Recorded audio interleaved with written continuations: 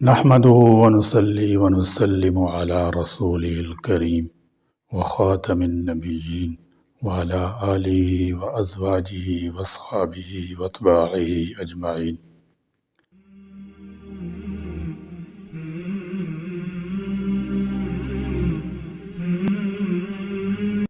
ہر مسلمان کا دینی اخلاقی فریضہ ہے کہ آپ صلی اللہ تعالی علیہ وسلم کی حیات مبارکہ کا مطالعہ کرے، کیونکہ آپ صلی اللہ تعالی علیہ وسلم سے محبت ہمارا ایمان ہے، اور آپ صلی اللہ تعالی علیہ وسلم کا ذکر ہماری جان ہے، اور آپ صلی اللہ تعالی علیہ وسلم کی سیرت کی اتباع ہمارے لیے فلاح دورین نجات ابدی کی پہچان ہے، اور آپ صلی اللہ تعالی علیہ وسلم کی حیات طیبہ ہماری علمی عملی زندگی کی دلیل راہ ہے۔ لہذا ہر مسلمان کا دینی اخلاقی اور آپ صلی اللہ تعالی علیہ وسلم سے محبت کی تقاضا کی بھی یہی فریضہ ہے کہ نبی کریم صلی اللہ تعالی علیہ وسلم کی سیرت کا مطالعہ اس کثرت سے کرے کہ آپ صلی اللہ تعالی علیہ وسلم کی اتباع کے بغیر اپنی زندگی کا کوئی قول و فعل ادا ہی نہ ہو، اور آپ صلی اللہ تعالی علیہ وسلم کی قول و فعل کے خلاف عمل کرنے کی ہمت جسارت ہی نہ ہو۔ اللہ تعالیٰ سے دعا ہے کہ ہم کو کمال اتباع کی توفیق نصیب فرمائیں اور خلاف سنت کا حوصلہ ہی نہ پائیں، اور اس سیرت کا سبق سننے کے دوران کثرت سے درود شریف کا ورد رکھیں۔ آج انشاءاللہ تعالی ہم سیرت مصطفیٰ صلی اللہ تعالی علیہ وسلم کا 33واں سبق پڑھنے اور سننے کی سعادت حاصل کرتے ہیں۔ پچھلے سبق میں ہم نے رحمت عالم صلی اللہ تعالی علیہ وسلم پر پہلی وحی کے نزول کے متعلق پڑھا تھا۔ آج ہم اسی وحی سے کچھ اسباق حاصل کرنے کی کوشش کرتے ہیں۔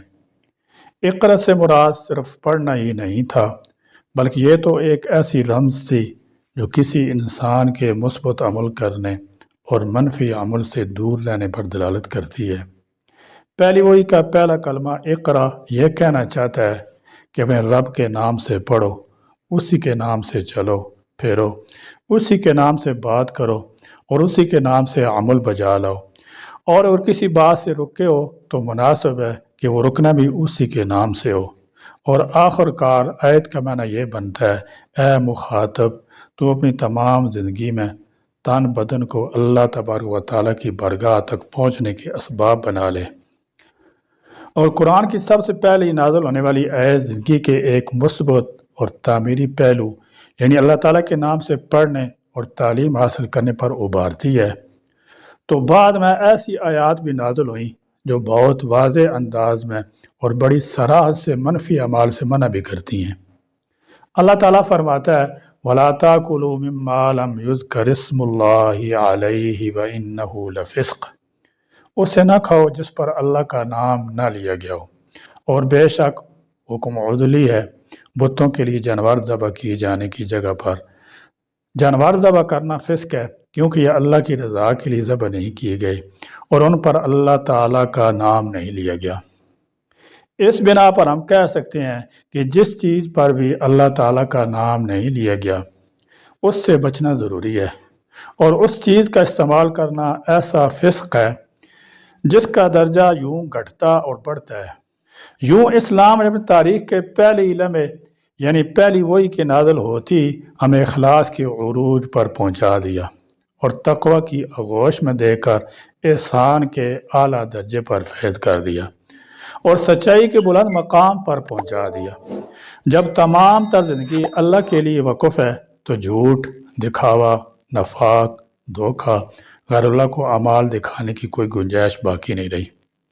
اللہ تعالیٰ نے پہلی آیت مبارکہ میں فرمایا اقرأ بسم ربک الذی خلق، پڑھ اپنے رب کے نام سے جس نے پیدا کیا۔ اللہ تعالیٰ نے یہ نہیں فرمایا اقرأ بسم اللہ، پڑھ اللہ کے نام سے، کیونکہ نزول وحی کے آغاز سے اس بات کی طرف اشارہ فرمایا تھا کہ آسمان سے نازل ہونے والا الہی دستور قرآن سراپا تربیت ہے اور ایک مربی کے نام سے نازل ہو رہا ہے، اور جب اس تربیت کا مصدر اللہ تعالیٰ کی ذات ہے تو یہ تربیت ہر اعتبار سے مکمل ہوگی۔ اللہ تعالیٰ جل شانہ نے بعد میں نازل ہونے والی آیت میں فرمایا کتاب احکمت آیاتہ ثم فصلت من لدن حکیم خبیر، یہ ایک کتاب ہے جس کی آیات حکمت سے بھری ہیں، پھر تفصیل کی گئی حکمت والے خبردار کی طرف سے۔ ایک دوسری صورت میں ارشاد ربانی ہے، لا یاتیہ الباطل من بین یدیہ ولا من خلفہ تنزیل من حکیم حمید۔ باطل کو اس کی طرف راہ نہیں، نہ اس کے آگے سے نہ اس کے پیچھے سے، اتارا ہوا حکمت والے سب خوبیوں کے مالک کا۔ مکمل تربیت وہ ہے جو عقیدہ، اخلاق اور قانون سازی کو شامل ہو۔ الہی دستور نازل ہوا تو اس نے ہر دور میں انسانی زندگی کی مذکورہ بالا تینوں پہلوؤں پر تفصیل سے روشنی ڈالی۔ پیش نظر آیت میں اللہ تعالیٰ نے ارشاد فرمایا ہے کہ قرآنی تربیت کو کسی قسم کی شک اور تردد کے بغیر قبول کیا جانا چاہیے، کیونکہ یہ تربیت اس ذات کی طرف سے ہے جس نے انسان اور کائنات کو پیدا کیا ہے۔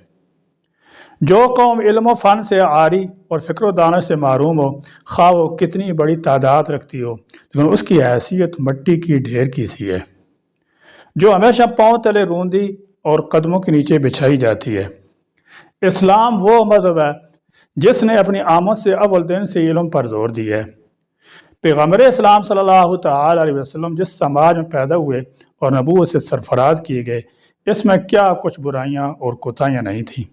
شرک عام تھا، سینکڑوں بتوں کی پرستش ہوتی تھی، طاقت کی حکمرانی تھی، نہ جان محفوظ تھی اور نہ مال اور نہ عزت و آبرو، بے حیائی اور بے شرمی کی کوئی بات نہیں تھی جو سماج میں نہ پائی جاتی ہو۔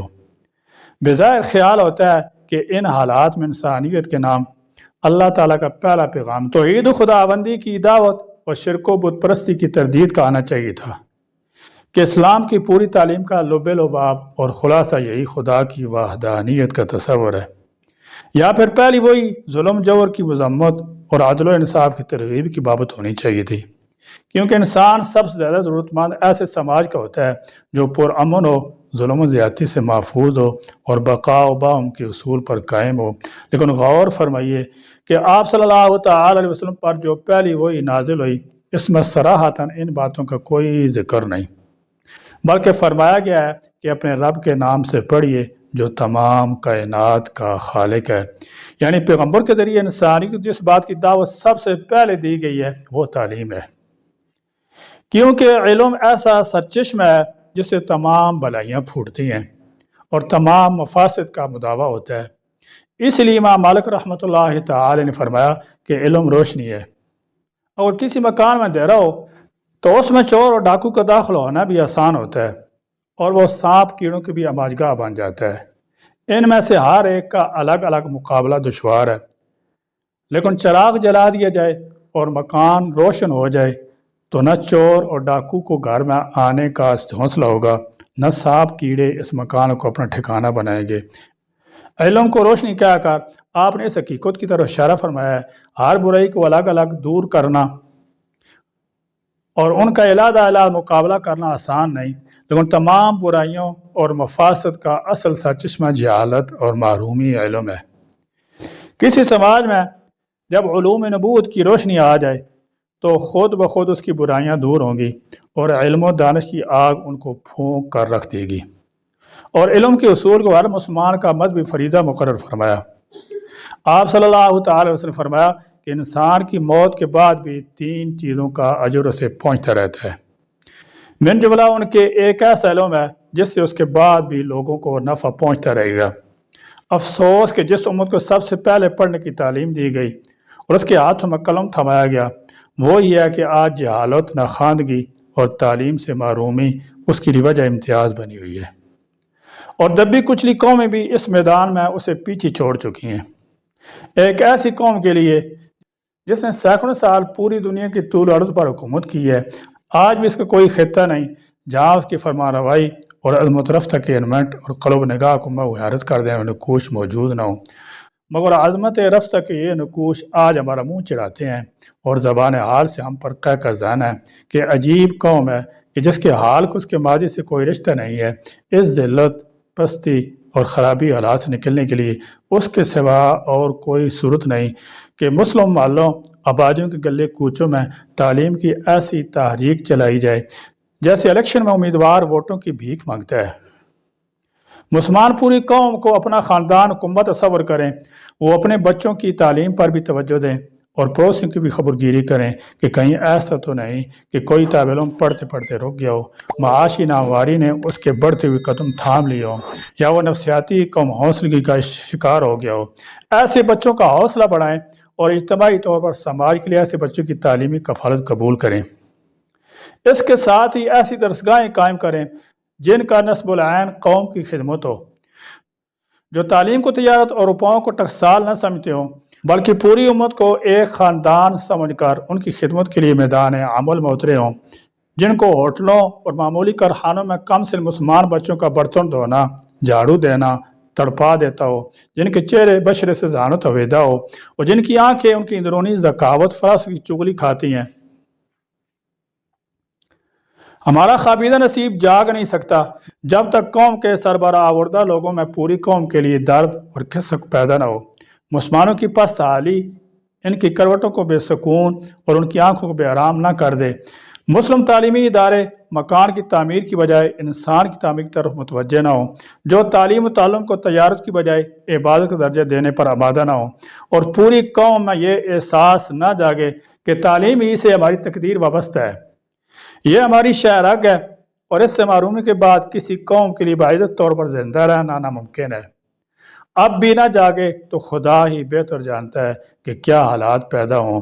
اس لیے بہتر ہوگا کہ ہم تعلیم کو گھر گھر عام کرنے کی فکر کریں۔ ایک بار پھر ہمارا نعرہ ہو اقرا۔ جب ورقہ بن نوفل نے سماوی وہی کلمات سنے تو فوراً ان کلمات کے وہی ہونے پر ایمان لے آئے۔ قارئین کرام، آپ ایسی ہستی کے بارے میں کیا کہیں گے جس نے ساری کائنات سے منہ موڑ کر اپنے رب کی طرف رخ کیا؟ ایک ایسی ہستی جس نے دھمکیوں، مال و دولت، عزت و شہرت اور حکومت کی پرکشش پیشکش کو ٹھکرا کر فقط یہی چاہا کہ تمام انسان اپنے رب کے نام سے پڑھیں اور اپنے طرز زندگی کی بنیاد اپنے رب کے عطا کیے ہوئے تربیتی نظام پر اٹھائیں۔ اور کوئی ایسی ہستی کی طرف جھوٹ کی نسبت کرے تو پھر سچ کیا ہوگا؟ اگر وہ مخلص نہیں تو روئے زمین پر کون اخلاص والا ہوگا؟ رحمت دو عالم صلی اللہ تعالی علیہ وسلم پر نازل ہونے والی پہلی وحی کی پہلی آیت سنتے ہی ورقہ بن نوفل ایمان کی دولت سے مالا مال ہو گئے۔ اقرا ثقافت، علم، فکر اور جستجو کی طرف دعوت دینے والا کلمہ ہے۔ یہ کلمہ زمینوں، آسمانوں، پہاڑوں، دریاؤں اور اللہ تعالیٰ کی تخلیق میں غور و فکر کی دعوت دیتا ہے۔ کائنات چھوٹی ہو یا بڑی، وہ اقرا میں پائے جانے والے اطلاق کا حصہ ہے۔